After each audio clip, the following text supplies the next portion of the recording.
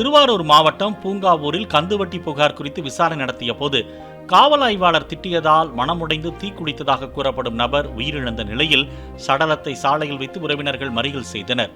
கடனாக வாங்கிய 60,000 ரூபாயில் பாதி பணத்தை கொடுத்துவிட்டு மீதியை காலம் தாழ்த்தி வழங்கி வந்ததால் கடன் கொடுத்தவர்கள் தாக்குதல் நடத்தியதாக சிங்காரவேலு என்பவர் புகார் அளித்திருந்தார்.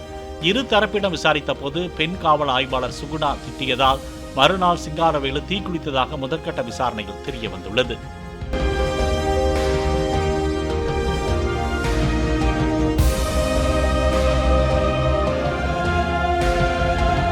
பிளே ஸ்டோர் மற்றும் ஆப் ஸ்டோரில் இருந்து பாலிமர் செயலியை QR கோடு மூலம் பதிவிறக்கம் செய்யுங்கள். செய்திகளை உடனுக்குடன் பெறுங்கள்.